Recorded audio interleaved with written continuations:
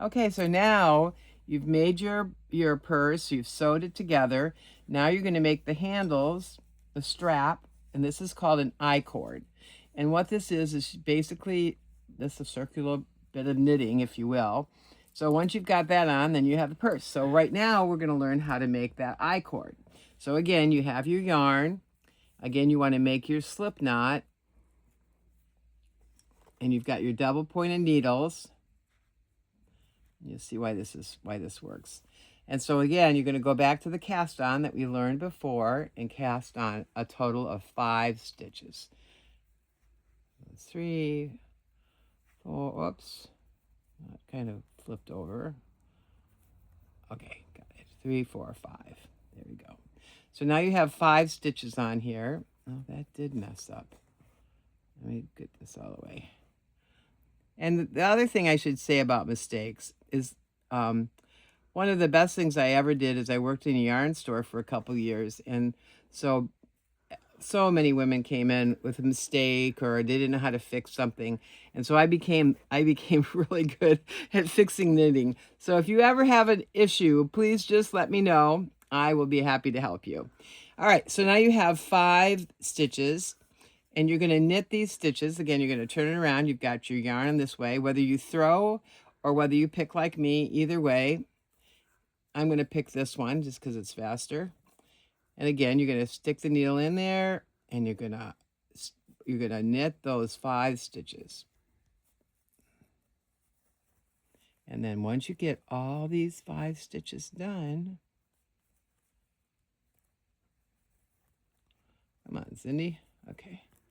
So once you get all these 5 stitches on, you're going to make sure they're like that. So now you've got both on both sides. So you know this usually means that you're at the back when you turn it over this way.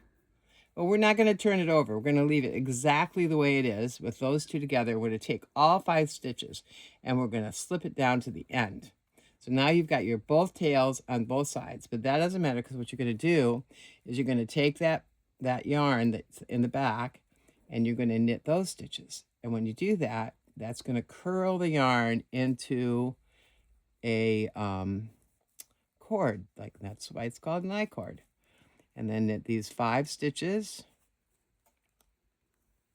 And you've got your first row. Again, that's always harder. The first row is always challenged. So to kind of bring it down there. And again, you got the 2 on this. Then you're going to do the same thing. And you're going to slide it over to the other side. You're going to pick up your yarn in the back. And you're going to knit those 5 stitches again. And you're going to keep doing this until you have whatever length strap or handle that you want. And then once you get that done, you just sew them on and you've got your purse completed. So again, one more time. And be sure you tighten that first stitch because that's going to bring that yarn in the back. So I'll just do a couple more rows so you can see kind of how it's going to look. Again, slide all those stitches over. And then, okay, so now you've got about 5 rows here. So I'll show you the back. So again, every time you do a row, kind of pull it down, and that'll force those stitches to come together in the back. So here's what it looks on the back. Here's, how it looks on the front. And now you have successfully made an I-cord and almost completed your whole purse. So now you know how to cast on, how to knit, and how to make an I-cord. If you have any questions or problems, feel free to call me or email me or whatever anytime. Happy knitting!